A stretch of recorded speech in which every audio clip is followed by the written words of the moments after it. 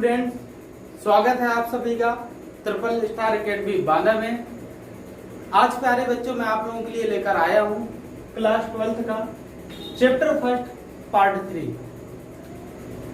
तो जो चैप्टर चल रहा था आपका ठोस अवस्था, उसी क्लास को हम आगे बढ़ाते हुए आज की क्लास में हम पढ़ने वाले हैं प्यारे बच्चों क्रिस्टलीय और अक्रिस्टलीय ठोसों में अंतर। आज हम क्रिस्टलीय और अक्रिस्टलीय ठोस पदार्थों में अंतर करेंगे और बड़े ही इजी वे पे समझेंगे।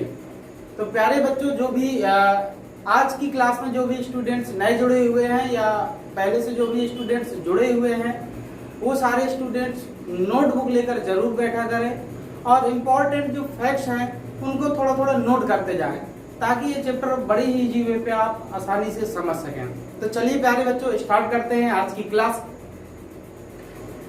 तो देखिए प्यारे बच्चों, क्रिस्टलीय और अक्रिस्टलीय ठोस पदार्थों में क्या अंतर होता है, व्हाइट बोर्ड में मैंने सारे अंतर लिखे हुए हैं और इनको बड़ी ही इजी वे पे हमें एक एक अंतर को आसानी से समझते चलना है। ठीक है प्यारे बच्चों, तो देखिए यहाँ पर हमने क्रिस्टलीय और अक्रिस्टलीय ठोस पदार्थों में अंतर के गुणों को लिखा हुआ है। यहाँ पर इनके अंतर को दिखाया गया है। तो सबसे पहले अंतर को देखते हैं। पहला अंतर क्या है? तो सबसे पहला अंतर है प्यारे बच्चों ज्यामितीय आकृति। क्या है? ज्यामितीय आकृति। सबसे पहला अंतर हम देखेंगे ज्यामितीय आकृति।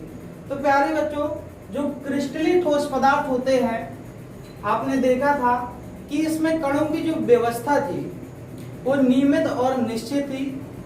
इस कारण इनकी ज्यामितीय आकृति निश्चित होती है। क्रिस्टलीय ठोस पदार्थों की ज्यामितीय आकृति कैसी होती है? निश्चित होती है। अक्रिस्टलीय ठोस पदार्थों की जो ज्यामितीय आकृति होती है वो कैसी होती है? अनिश्चित होती है। रीजन क्या है? तो देखिए प्यारे बच्चों, जो हमारा क्रिस्टलीय ठोस पदार्थ है उसमें जो अवयवी कण है एक निश्चित क्रम में एक सीक्वेंस में जमे हुए, यानी कि इनकी जो जमावट होती है क्रिस्टलीय ठोस पदार्थों की वो इस प्रकार से होती है। तो क्रिस्टलीय ठोस पदार्थ एक निश्चित क्रम में व्यवस्थित होते हैं, इसलिए इनकी ज्यामितीय आकृति निश्चित होती है। जैसे इसी की देख लीजिए, तो प्यारे बच्चों इसके सेंटर को अगर हम मिला दें तो एक देखिए एक स्क्वायर टाइप एक ज्यामिति हमें मिली। कैसी ज्यामिति मिली? एक निश्चित हमें शेप मिल गया स्क्वायर टाइप। इसी प्रकार अगर हम अक्रिस्टलीय ठोस पदार्थों की जमावट देखें कणों की, तो जो हमारे अक्रिस्टलीय ठोस पदार्थ होते हैं वो किसी भी क्रम में कहीं भी कैसे भी व्यवस्थित होते हैं। तो इनकी कोई निश्चित ज्यामितीय आकृति नहीं होती, क्योंकि इनकी जो जमावट होती है वो बड़ी ही अनियमित होती है। तो प्यारे बच्चों, ये अक्रिस्टलीय ठोस पदार्थ है और ये क्या है? क्रिस्टलीय ठोस पदार्थ। तो इसमें देखिए चित्र में ही आपको बड़ी आसानी से दिख रहा होगा कि इसमें जो अवयवी कण है वो कैसे भी व्यवस्थित है। यानी कि यहाँ पर अगर हम ज्यामितीय आकृति ढूंढने की कोशिश भी करते हैं तो हमें कोई निश्चित ज्यामितीय आकृति नहीं मिलती है। ठीक है, एक कण इधर पे है तो एक कण यहाँ पे व्यवस्थित है, कहीं यहाँ पे कहीं यहाँ पे, ऐसे ऐसे कैसे भी। ठीक है, तो प्यारे बच्चों, इनकी व्यवस्था के आधार पर देखा जाए तो इनकी ज्यामितीय आकृति कोई भी निश्चित नहीं होती। यही कारण है कि ये अनिश्चित होती है। इनकी ज्यामितीय आकृति कैसी होती है? अनिश्चित होती है। तो जो हमारे क्रिस्टलीय ठोस पदार्थ होते हैं उनकी ज्यामितीय आकृति निश्चित होती है और अक्रिस्टलीय ठोस पदार्थों की ज्यामितीय आकृति कैसी होती है? अनिश्चित होती है। क्लियर हुआ पॉइंट प्यारे बच्चों? ठीक है, तो पहला अंतर हमने क्या किया? ज्यामितीय आकृति का। तो ज्यामितीय आकृति क्रिस्टलीय ठोस पदार्थों की निश्चित होगी और अक्रिस्टलीय ठोस पदार्थों की अनिश्चित होगी। अब हम दूसरा अंतर देखते हैं, अवयवी कणों की व्यवस्था। अवयवी कणों की क्या? व्यवस्था। तो अवयवी कणों की व्यवस्था को अगर हम देखें तो क्रिस्टलीय जो हमारे ठोस पदार्थ होते हैं उसमें अवयवी कण जो होते हैं हमारे दीर्घ परासी व्यवस्था में होते हैं। अवयवी कणों की जो व्यवस्था होती है क्रिस्टलीय ठोस पदार्थों में दीर्घ परासी व्यवस्था होती है और अक्रिस्टलीय जो ठोस होते हैं उनमें अवयवी कणों की व्यवस्था लघु परासी होती है। इसको हम इस प्रकार से समझते हैं। तो देखिए प्यारे बच्चों, यहाँ पर देखिए ये जो अवयवी कण है क्रिस्टलीय ठोस पदार्थ के, ये क्रमबद्ध एक लाइन में एक सीक्वेंस में, इस तरफ भी देखें तो एक बिल्कुल लाइन में व्यवस्थित है, नीचे की तरफ देखें तो एक लाइन में व्यवस्थित है। तो देखिए यही व्यवस्था देखिए काफी दूर तक, अभी आगे और भी हम गोले बना देंगे तो यही सेम व्यवस्था बहुत दूर तक चली जाएगी। इसी प्रकार नीचे की तरफ अगर हम यही सीक्वेंस बढ़ा दें तो ये व्यवस्था, तो इसी व्यवस्था को, ये जो व्यवस्था है यानी कि कणों की जो सेम व्यवस्था है इस प्रकार से, तो इस व्यवस्था को, कणों की ये जो व्यवस्था है जो बहुत दूर तक रिपीट है बिल्कुल सेम तरीके से, इसी को बोलते हैं दीर्घपरासी व्यवस्था। कैसी? दीर्घपरासी। ठीक है, तो यहाँ पे क्रिस्टलीय जो ठोस पदार्थ होते हैं इसमें अवयवी कण दीर्घपरासी व्यवस्था में होते हैं। लेकिन अक्रिस्टलीय ठोसों की बात करें तो देखिए प्यारे बच्चों, यहाँ पर देखिए एक अक्रिस्टलीय ठोस है, इसके आगे देखिए ये है, इसके आगे कोई कण नहीं है, फिर यहाँ ये कण है, तो यहाँ तक तो देखिए यहाँ से यहाँ तक एक व्यवस्था मिली, फिर इसके बाद ये यहाँ है, ये यहाँ, यानी कि इनकी जो व्यवस्था वो लघु परासी है। कैसी होती है? यानी कि थोड़ी दूर तक कण की जो व्यवस्था है सेम तो चलेगी, फिर उसके बाद थोड़ी दूर के बाद व्यवस्था उसकी बदल जाएगी। तो यहाँ से यहाँ तक सेम है, फिर यहाँ से यहाँ तक सेम है, यहाँ से यहाँ तक सेम है, यहाँ से यहाँ तक सेम है, फिर इसके आगे हो सकती है ऐसी हो जाए। ठीक है, तो यहाँ पे इस प्रकार की जो व्यवस्था होती है ये आपकी लघु परासी कहलाती है। क्या कहलाती है? लघु परासी। ठीक है प्यारे बच्चों, तो जो हमारे क्रिस्टलीय ठोस पदार्थ होते हैं उसमें कणों की व्यवस्था दीर्घपरासी होती है, यानी कि बहुत दूर तक सेम ऑर्डर बिल्कुल, यानी कि पूरे जो क्रिस्टल होता है उसमें कणों की व्यवस्था बिल्कुल सेम ऑर्डर फॉलो करती है। इसमें यहाँ पे जो लघुपरासी व्यवस्था की बात करें अक्रिस्टलीय ठोसों में, तो यहाँ पर सेम ऑर्डर फॉलो नहीं करते, थोड़ी दूर तक व्यवस्था सेम चलेगी फिर उसका बदल जाएगी, तो इसीलिए इसको कहा जाता है लघुपरासी व्यवस्था। कैसे? लघुपरासी। तो जो हमारे क्रिस्टलीय ठोस पदार्थ होते हैं वो दीर्घपरासी व्यवस्था में होते हैं और यहाँ पे लघुपरासी व्यवस्था में होते हैं, यानी कि जो हमारे अवयवी कण होंगे यहाँ पे लघुपरासी व्यवस्था में होंगे, सॉरी यहाँ पे दीर्घपरासी व्यवस्था में होंगे और यहाँ पर लघुपरासी व्यवस्था में। ठीक है, तो दूसरा गुण प्यारे बच्चों क्लियर हुआ, यानी कि अवयवी कणों की जो व्यवस्था होती है क्रिस्टलीय ठोसों में दीर्घपरासी व्यवस्था होती है और अक्रिस्टलीय ठोसों में लघुपरासी व्यवस्था होती है। तो चलिए प्यारे बच्चों अब हम तीसरा गुण देखते हैं, गलनांक। अगर हम गलनांक की बात करें तो जो हमारे क्रिस्टलीय ठोस पदार्थ होते हैं उनके जो गलनांक होते हैं वो उच्च भी होते हैं और निश्चित भी होते हैं। यानी कि क्रिस्टलीय ठोस पदार्थों को अगर हम गलाने की कोशिश करें, ठोस पदार्थों के प्यारे बच्चों गला हम कैसे सकते हैं? उनको गर्म करके, यानी कि ठोस पदार्थों को अगर हम धीरे धीरे गर्म करें, धीरे धीरे टेम्परेचर बढ़ाते जाएं तो वो जल्दी नहीं गलने वाले। जब तक हम उसको एक निश्चित टेम्परेचर तक गर्म नहीं कर देंगे, बहुत ज्यादा और निश्चित टेम्परेचर तक गर्म नहीं कर देंगे, तब तक वो गलने वाला नहीं है। ठीक है, तो यानी कि जब उसका फिक्स एक हाई टेम्परेचर और एक निश्चित टेम्परेचर उसका हो जाएगा गलने वाला टेम्परेचर, तब वो तुरंत गल जाएगा। यही कारण है कि इनके जो गलनांक होते हैं वो हमारे उच्च भी होते हैं और कैसे होते हैं? निश्चित होते हैं। ठीक है, अक्रिस्टलीय ठोस पदार्थों में देखें तो अक्रिस्टलीय ठोस पदार्थों को अगर हम गलाने की कोशिश करते हैं, उनको गर्म करने की कोशिश करते हैं, तो अक्रिस्टलीय ठोस पदार्थ होते हैं पहले वो नर्म पड़ते हैं, नर्म करने के बाद फिर धीरे धीरे पिघलने की कोशिश करते हैं, फिर और पिघलते हैं। तो यानी कि इनके जो गलनांक होते हैं वो निम्न होते हैं और अनिश्चित होते हैं। कोई फिक्स गलनांक नहीं होता कि इतने टेम्परेचर पर ही पूरा गल जाएगा, यानी कि नर्म पड़ते हैं फिर धीरे धीरे पिघलने की कोशिश करते हैं। प्लास्टिक की अगर हम बात करें तो प्लास्टिक आपने देखा होगा प्यारे बच्चों, सॉलिड है हमारा अक्रिस्टलीय ठोस का एग्जाम्पल है, उसको हम जब गर्म करते हैं तो पहले प्लास्टिक धीरे धीरे नर्म पड़ती है, नर्म पड़ने का जब और गर्म करते हैं फिर कहीं वो पिघलती है। ठीक है, इसके तो यही कारण है कि जो हमारे अक्रिस्टलीय ठोस पदार्थ होते हैं उनके जो गलनांक होते हैं वो निम्न होते हैं और अनिश्चित होते हैं, और क्रिस्टलीय जो ठोस पदार्थ होते हैं उनके जो गलनांक होते हैं वो उच्च होते हैं और क्या होते हैं? निश्चित होते हैं। जैसे आपने देखा होगा कि हीरा का गलनांक काफी उच्च होता है, लेकिन प्लास्टिक का जो गलनांक होता है वो जल्दी गल जाता है। ठीक है ना प्यारे बच्चों, तो जो क्रिस्टलीय ठोस पदार्थ होंगे उनके गलनांक उच्च भी होंगे और निश्चित होंगे, इनके निम्न होंगे और कैसे होंगे? अनिश्चित होंगे।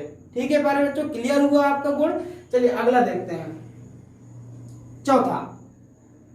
चौथा गुण देखिए यहाँ पर हमने लिखा हुआ दैशिकता। अगर हम दैशिकता की बात करें तो क्रिस्टलीय ठोस पदार्थों में विषम दैशिकता का गुण होता है, यानी कि विषम दैशिक प्रकृति के होते हैं, और जो हमारे अक्रिस्टलीय ठोस पदार्थ होते हैं ये समदैशिक प्रकृति के होते हैं। इसको हम कैसे समझेंगे? तो देखिए प्यारे बच्चों, ये आपका क्रिस्टलीय ठोस पदार्थ का चित्र बना हुआ है। ये अक्रिस्टलीय ठोस पदार्थ का हमने बनाया है, कणों की व्यवस्था दिखाई है। यानी कि हम क्रिस्टलीय ठोस पदार्थों में अगर कोई प्रकाशीय गुण डालें या कोई चुंबकीय गुण डालें, यानी कि कोई प्रकाशीय गुण प्रवाहित करें या कोई चुंबकीय गुण प्रवाहित करें क्रिस्टलीय ठोस पदार्थों में, तो हमें भिन्न भिन्न दिशाओं से भिन्न भिन्न परिणाम प्राप्त होंगे। तो जब हम क्रिस्टलीय ठोस पदार्थों में कोई भौतिक गुण प्रवाहित करते हैं, चुंबकीय या कोई प्रकाशीय गुण प्रवाहित करते हैं, तो जो हमें परिणामी प्राप्त होता है, तो जो हमें परिणाम प्राप्त होते हैं वो भिन्न भिन्न दिशाओं में हमें भिन्न भिन्न परिणाम प्राप्त होते हैं। इसलिए ये जो है हमारे जो क्रिस्टलीय ठोस पदार्थ हैं वो हमारे विषमदैशिक प्रकृति के होते हैं। कैसे होते हैं प्यारे बच्चों? विषमदैशिक प्रकृति। लेकिन अगर यही चीज हम अक्रिस्टलीय ठोस पदार्थों में करें, यानी कि अक्रिस्टलीय ठोस पदार्थों में अगर हम यही गुण प्रकाशीय और चुंबकीय गुण प्रवाहित करें, तो या वैद्युत गुण कोई प्रवाहित करें, तो यहाँ पर क्या होता है कि जो हमें परिणाम प्राप्त होते हैं वो सभी दिशाओं से सेम परिणाम प्राप्त होते हैं, सभी दिशाओं से परिणाम हमें सेम मिलते हैं। यही कारण है कि जो हमारे अक्रिस्टलीय ठोस पदार्थ होते हैं वो आपके समदैशिक प्रकृति के होते हैं। ठीक है प्यारे बच्चों, क्लियर हुआ ये वाला गुण? तो देखिए जो आपके चौथा गुण था वो दैशिकता था। तो क्रिस्टलीय ठोस पदार्थ आपके विषमदैशिक प्रकृति के होते हैं या आपके समदैशिक प्रकृति। ठीक है, अब अगला गुण देखते हैं। पांचवा गुण है शीतलन वक्र। अगर हम शीतलन वक्र की बात करें तो शीतलन वक्र जो क्रिस्टलीय ठोस पदार्थों का जो शीतलन वक्र होता है वो असतत प्राप्त होता है और इनका जो शीतलन वक्र है वो सतत प्राप्त होता है। तो वक्र कैसा?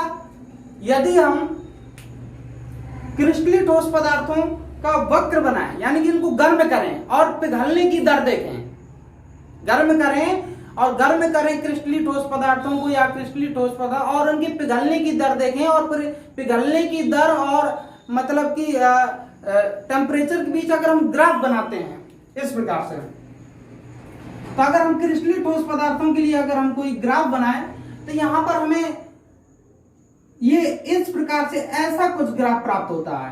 ठीक है, तो अगर आपका ग्राफ इस प्रकार से प्राप्त होती है, इस ग्राफ को बोलते हैं असतत। कैसा? असतत।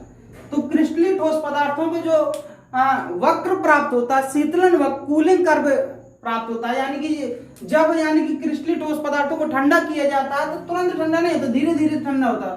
पहले यहाँ पे ठंडा होगा फिर और इस प्रकार, यानी कि इनका जो शीतलन वक्र है वो हमें इस प्रकार से मिलता है। तो इस प्रकार के वक्र को हम बोलते हैं असतत। कैसा? असतत बोलते हैं। अगर हम क्रिस्टलीय ठोस पदार्थों के लिए ग्राफ बनाते हैं तो वो हमें इस प्रकार से प्राप्त होता है, ऐसा ग्राफ प्राप्त होता है। तो ये जो ग्राफ प्राप्त होता है ये आपका सतत होता है। क्या होता है? सतत। ठीक है, तो क्रिस्टलीय ठोस पदार्थों का ग्राफ हमें कैसा प्राप्त होता है? असतत। और अक्रिस्टलीय ठोस पदार्थों का ग्राफ हमें कैसा मिलता है? सतत मिलता है। ठीक है, तो प्यारे बच्चों क्रिस्टलीय ठोस पदार्थों का जो कूलिंग कर्व बोलते हैं, इसका जो कूलिंग कर्व होता है वो आपका असतत होता है, यानी कि शीतलन वक्र असतत प्राप्त होता है। इसका जो क्रिस्टलीय ठोस का जो शीतलन वक्र होता है वो सतत मिलता है। अगला गुण देखते हैं प्यारे बच्चों, प्रकृति। अगर हम प्रकृति की बात करें तो जो क्रिस्टलीय ठोस पदार्थ होते हैं, क्रिस्टलीय ठोस पदार्थों की जो प्रकृति होती है वो वास्तविक होती है और इनकी जो प्रकृति होती है वो आभासी होती है। यही कारण है कि जो हमारे क्रिस्टलीय ठोस हैं वो वास्तविक ठोस कहे जाते हैं और ये क्या कहलाते हैं? आभासी ठोस। ठीक है, तो क्रिस्टलीय ठोस पदार्थ हमारे क्या होते हैं? वास्तविक ठोस होते हैं और ये क्या होते हैं? आभासी ठोस होते हैं। तो ये आपका बिल्कुल इजी है आपका आभासी। जैसे कांच एक आभासी ठोस है, वास्तविक ठोस नहीं। कांच को हम अतिशीत द्रव भी कहते हैं, इनको अक्रिस्टलीय ठोस पदार्थों को हम अतिशीतित द्रव भी कहते हैं। आभासी ठोस तो होते हैं, इन्हें अतिशीतित द्रव भी कह सकते हैं। तो आपका ये जो अगला अंतर था प्रकृति, तो ये वास्तविक ठोस प्रकृति के होते हैं और ये कैसे होते हैं? आभासी ठोस प्रकृति के होते हैं। वास्तव में ठोस होते हैं और ये आभासी ठोस होते हैं। अगला गुण हो जाएगा प्यारे बच्चों, सातवां गुण हो जाएगा विदलन। विदलन का मतलब होता है काटना या तोड़ना। विदलन का मतलब क्या होता है प्यारे बच्चों? काटना या तोड़ना। तो यदि हम क्रिस्टलीय ठोस पदार्थों को किसी तेज धार वाले चाकू से काटेंगे तो एक स्पष्ट आकृति लेता हुआ, एक निश्चित आकृति लेता हुआ कटता है, यानी कि इसका जो विदलन होता है वो हमें स्पष्ट मिलता है। इसी प्रकार अगर हम आकृष्टलीय ठोस पदार्थों को काटें या तेज धार वाले चाकू से इसको विदलित करें तो हमें जो विदलन प्राप्त होगा वो हमें अस्पष्ट मिलता है। यानी कि क्रिस्टलीय ठोस पदार्थों को अगर तोड़ा जाए काटा जाए तो एक निश्चित आकृति लेता हुआ कटेगा। जो आकृष्टलीय ठोस पदार्थ होगा वो कैसे भी प्लास्टिक का तोड़ा होगा, कैसे भी कहीं से भी टूट जाता है। ठीक है, तो विदलन आपका क्रिस्टलीय ठोस पदार्थों का विदलन स्पष्ट होता है और अक्रिस्टलीय ठोस पदार्थों का विदलन कैसा होता है? अस्पष्ट होता है। तो विदलन इनमें क्रिस्टलीय ठोसों में स्पष्ट होगा और इनमें क्या होगा? अस्पष्ट होगा। लास्ट हमने लिया यहाँ पे कुछ एग्जाम्पल्स, उदाहरण लिए हैं। तो उदाहरण की अगर हम बात करें तो क्रिस्टलीय ठोस पदार्थों के उदाहरण देखिए, नमक लिया है, चीनी लिया है, नौशादर लिया। अक्रिस्टलीय ठोस पदार्थों के उदाहरण प्लास्टिक, रबर और कांच। तो पिछली क्लास में मैंने बताया था कि नमक हमारा क्या है कि छोटे छोटे क्रिस्टल के फॉर्म में मिलता है, छोटे छोटे क्रिस्टल के रूप में मिलता है और उस क्रिस्टल की ज्यामितीय आकृति बिल्कुल एक निश्चित होती है। यही कारण है कि चीनी है, नमक है और आपका जो नौशादर है ये आपके क्रिस्टलीय ठोस के अंतर्गत आते हैं। लेकिन जो हमारे जो प्लास्टिक है, रबर है, कांच है, इनके जो कण है, ये जो अवयवी कण होते हैं इनके, उनकी कोई निश्चित ज्यामितीय आकृति नहीं है। तो कण के रूप में तो होते हैं लेकिन उनकी एक ज्यामितीय आकृति निश्चित नहीं होने के कारण, क्रिस्टल फॉर्म में न होने के कारण ये आपके प्लास्टिक, रबर और कांच ये आपके अक्रिस्टलीय ठोस कहलाते हैं। तो प्यारे बच्चों ये था आपका क्रिस्टलीय और अक्रिस्टलीय ठोसों में अंतर। तो समझ में आया प्यारे बच्चों क्रिस्टलीय ठोस और अक्रिस्टलीय ठोस क्या होते हैं, कैसे इनमें अंतर करते हैं। तो जिन बच्चों को अभी भी क्रिस्टलीय और अक्रिस्टलीय ठोस पदार्थों में अगर अंतर में कोई दिक्कत हो तो वो हमारे कमेंट बॉक्स में जाके कमेंट कर सकते हैं और हमें सुझाव दे सकते हैं। और ज्यादा से ज्यादा बच्चे हमारे इस वीडियो को लाइक और शेयर करें ताकि हमें और आपका सहयोग मिले और हम आप लोगों के लिए और अच्छे अच्छे वीडियो ला सकें। तो मिलते हैं अपने नेक्स्ट वीडियो में। थैंक्स।